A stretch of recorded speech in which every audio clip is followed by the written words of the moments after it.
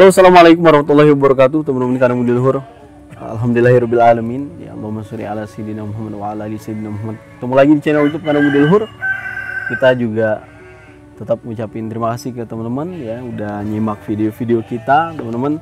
Semoga bisa terus support konten-konten positif yang Budi Luhur hadirkan buat teman-teman semua di rumah. Nah, teman-teman, pada kesempatan siang hari ini satu tema yang ingin kita bahas adalah saya ingin menjelaskan tentang fase perkembangan perut pada cempe ya, mulai dia lahir sampai dia kemudian lepas sapi, teman-teman ya. Ba'da lepas sapi perlakuannya sama sebenarnya sampai dia lepas sapi. Nah, teman-teman, mungkin saya nanti video ini kita sedikit teman-teman nanti lihat ada jeda-jeda karena saya semoga nanti cempe-cempe yang lain nurut kayak gini ya. Ini baru lahir, ini contoh cempe dia berumur 3 hari ya. Nanti ada cempe yang dia usianya 1 bulan, kemudian setelah 1 bulan. Nah, teman-teman, jadi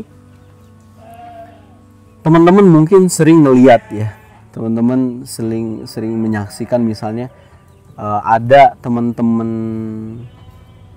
peternak lain yang dia breeding kok anak-anaknya bagus-bagus, gede-gede gitu. Bagus-bagus, gede-gede, kemudian sehat-sehat.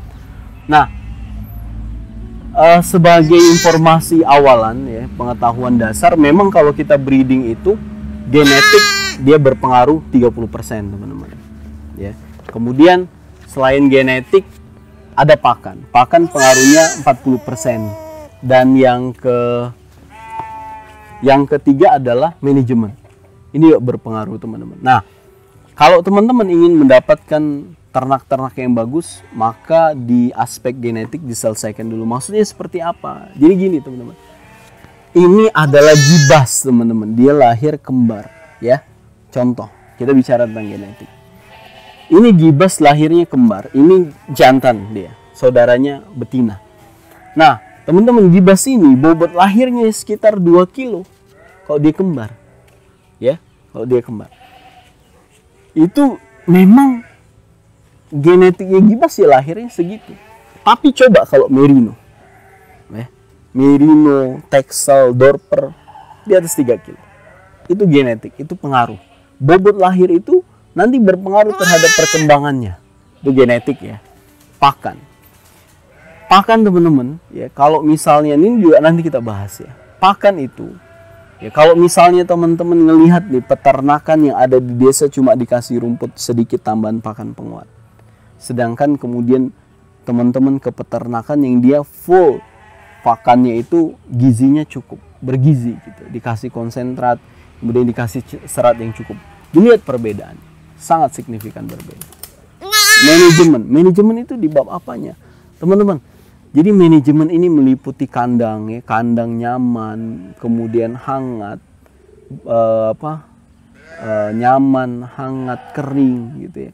Kemudian dia juga aman buat kaki-kaki cempenya. Kemudian dia juga tidak bercampur dengan ternak-ternak yang dia bisa mengganggu ternak-ternak besar. Misalnya ini anak jantan, kalau ada jantan gede dia pasti nggak suka. Kemudian jam pemberian pakan gitu ya. Terus juga pemberian air minum, manajemen kesehatan, pengendalian penyakit, itu juga berpengaruh. Nah, oke, balik lagi ke cempe. Teman-teman, saya mau bahas tentang perut ya. Perkembangan perut pada cempe. Buat jelasin di awal itu biar teman-teman mudah menangkap, ada pertanyaan gini. Mas, usia berapa ternak saya itu boleh dikasih konsentrat? Atau boleh dikasih rumput? Atau boleh dikasih pakan? Jadi kan teman-teman coba deh ternak usia 3 hari atau 1, 2, 3 hari dikasih makanan, mau nggak dia? Nggak mau, karena memang ada fasenya. Perutnya ini berkembang, teman-teman. Nah, jadi ada fase perkembangan kita sebut sebagai perut ternak ruminansia ini dibagi menjadi 4, rumen, retikulum, omasum, abomasum. 4 hal ini perkembangan perut ternak. Jadi gini, teman-teman. Dia fase pertama itu usia 1 sampai 7 hari. Kemudian kedua 14 sampai 28 hari. Ya, 1 bulan. Kemudian ketiga 42 hari sampai 56 hari. Kemudian yang ketiga 72 hari sampai 80 hari ke atas. 4 pembagian. Nah, teman-teman, usia ternak 1 sampai 7 hari ini masuk ke fase pertama, yaitu fase kolostrum. Ya. Saya ulangi, fase pertama adalah fase kolostrum. Apa itu kolostrum? Kolostrum tahu ya? Kolostrum itu adalah susu pertama yang dikeluarkan oleh induk, yang dia nilai gizinya sangat signifikan. Saya juga sudah sempat bahas tentang ini. Dia ada zat antibodi buat ternaknya. Kemudian gizinya sangat tinggi, bermanfaat buat ternaknya nanti kalau gede melawan berbagai macam penyakit. Itu fasenya 7 hari. Ya. Jadi kolostrum pertama itu memang dia kental banget. Setelahnya itu dia masih kental dan lama-kelamaan warnanya berubah. Itu 1 sampai 7 hari. Kemudian fase kedua, teman-teman. Fase kedua adalah fase milk fase. Jadi dia kolostrum induknya itu udah berubah menjadi susu. Ya, jadi dia mulai dari usia 14 sampai 28 hari. Jadi kolostrumnya sudah tidak keluar tapi dia berubah jadi susu, namanya milk fase. Nah, teman-teman, kalau teman-teman mau kasih susu tambahan, ya, di usia 14 sampai 20 hari ini sangat-sangat optimal sekali. Ya. Nah, di saat dia mengkonsumsi susu tadi fase pertama kolostrum, kemudian fase kedua 14 sampai 28 hari itu fase milk fase atau fase minum susu, bukan lagi kolostrum. Teman-teman, jadi di dalam perut ini ada rumen, retikulum, omasum, omasum. Nah, yang paling dominan ya di usia-usia di awal mengkonsumsi susu itu adalah apomasum, lambung sejatinya dia. Rumen, retikulum, omasum, apomasum, ya apomasum, lambung sejatinya dia. Makanya dia di usia di bawah 28 hari tadi dia disebutnya fase monogastrik. Ya, fase lambungnya itu yang bekerja itu satu yang dominan, yaitu adalah apomasum. Karena memang di apomasum inilah susu itu dicerna. Apomasum ini adalah tempat protein juga dicerna, teman-teman. Nah, sementara ukuran rumennya, ya, dia belum berkembang secara maksimal. Begitupun retikulum dan omasumnya. Oke, ya, di situ teman-teman. Kemudian kita masuk ke fase ketiga. Ya, fase ketiga ini usia 42 sampai 56 hari. Nah, fase apa itu? Fase milk fase, fase ternaknya minum susu, ya. Sampai kemudian dia masuk ke fase starter. Jadi dia milk fase dan starter fase. Jadi usia 42 sampai 56 hari ini ternaknya itu dia tetap nyusu, tapi dia mulai makan. Meskipun banyak juga kejadian ternak itu usia 2 minggu mulai belajar ya, belum maksimal. Belajar dia makan sedikit-sedikit, itu di usia 14 hari dia biasanya udah mulai makan dilepehin, atau dia ada juga yang dikonsumsi sedikit demi sedikit.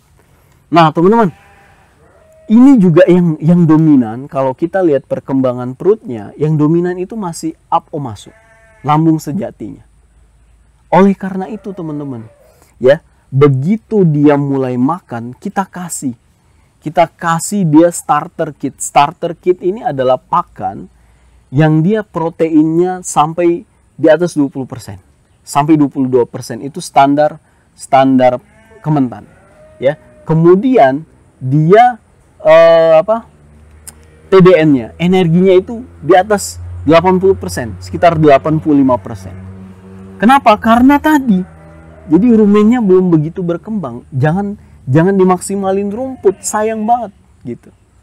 Jangan dimaksimalin rumput, karena rumput ini kan dia dicernanya di dalam rumen gitu. Setelah fase ini baru dia kemudian rumennya berkembang dan kita maksimalin kemudian rumput. Jadi ternak dia di masa starter, ya, setelah dia 42 hari itu perkembangannya akan sangat maksimal.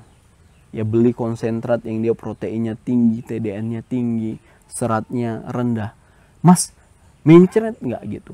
Kalau misalnya keadaan lambungnya itu mendukung, dia tidak akan mencret. Ya, apalagi dia sudah dibiasakan sejak masa starter. Oke, kemudian fase keempat di usia 56 ya, 56 hari, dia langsung masuk kita ke 72 hari sampai 80 hari ke atas.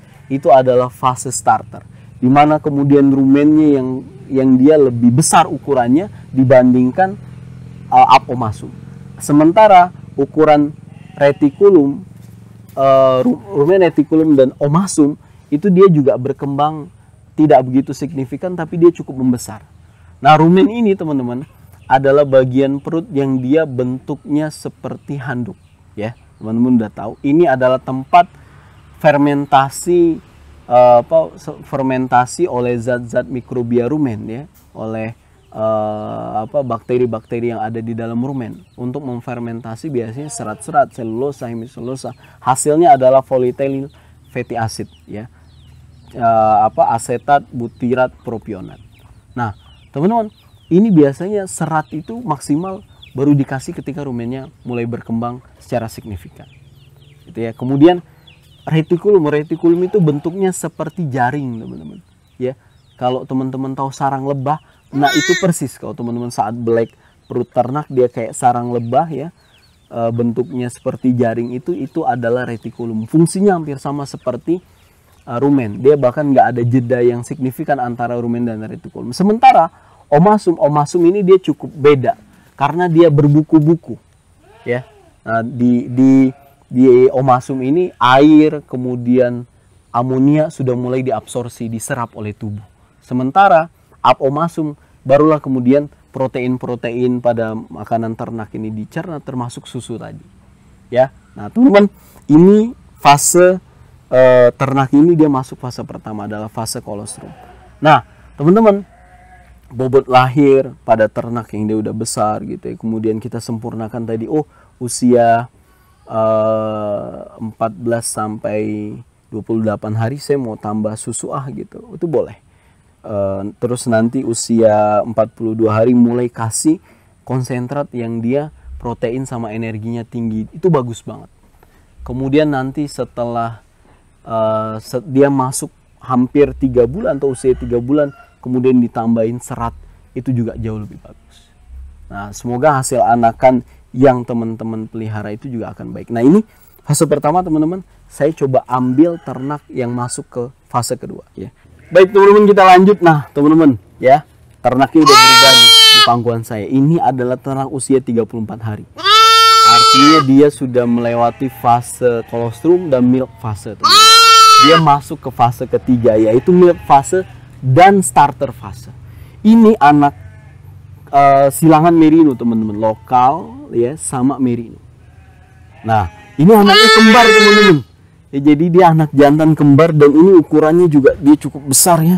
Di usia dia 34 hari apalagi kembar, kaki-kakinya juga cukup besar, teman-teman. Nah, dia selalu makan complete feed. Kandang budi luhur. Ya, saudaranya juga sama ukurannya segini. Alhamdulillah ibunya sayang banget, ya. Nah, teman-teman, kalau dapat ternak kayak gini kan kita maksimalin di fase milk fase, dan milk fase itu menyempurnakannya seperti apa, Mas, kalau nggak pakai susu tambahan? Induknya, teman-teman.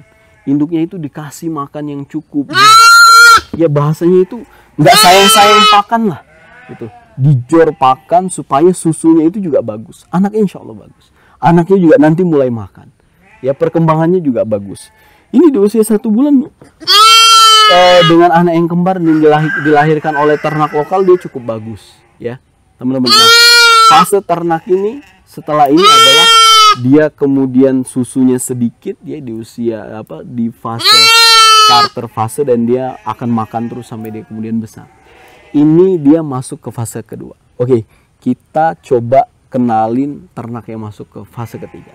Oke, teman-teman, kita sambung lagi, ya. Ini cukup melelahkan di video kali ini, tapi buat teman-teman semoga bermanfaat. Nah, teman-teman, ini adalah contoh ternak. Ini ada yellow, ya. Dia lahir tanggal 8 Maret, ya. Usianya sekarang sudah 45 hari, teman-teman. Artinya dia masuk ke fase ketiga, ya. Bentar.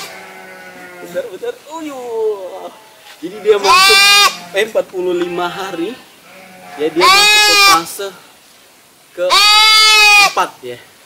Fase benar, 1 sampai 7, 14 sampai 28 ini fase ketiga teman-teman.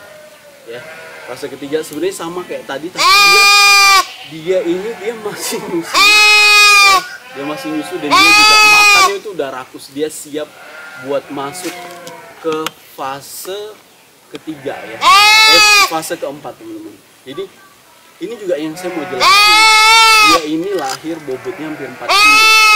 Ya sekarang di usia dia 45 hari, kayak lihat teman-teman. Ini badannya daging semua. Ya. Ini kalau ditimbang 18 kilo ada ini. Nah, ini saya bilang genetik itu penting. Ya. Kemudian pakan itu penting. Pengetahuan, ilmu pengetahuan apalagi di konten YouTube Kandang Budi Luhur itu juga penting. Nah, teman-teman, ini contohnya sudah saya hadapin ke teman-teman. Kemudian juga tadi penjelasannya juga sudah saya hadirkan. Kalau ada pertanyaan, Mas, pakan yang kita kasih ke ternak konsentrasi di usia berapa? Mulailah kasih, ajarin dia maksimal ya. Dia di usia setelah 28 hari itu maksimal. Tapi sebelum itu kalau diajarin juga nggak apa-apa. Tapi yang jelas setelah dia lewat usia 28 hari teman-teman, kasih dia protein dan energi yang tinggi. Insya Allah terang-terang teman-teman kayak si cantik ini. Dia siap menjadi indukan yang nanti kita kawinkan dengan Afghanistan. Oke teman-teman semua, semoga video kali ini bermanfaat buat teman-teman semua di rumah. Terima kasih banyak. Assalamualaikum warahmatullahi wabarakatuh.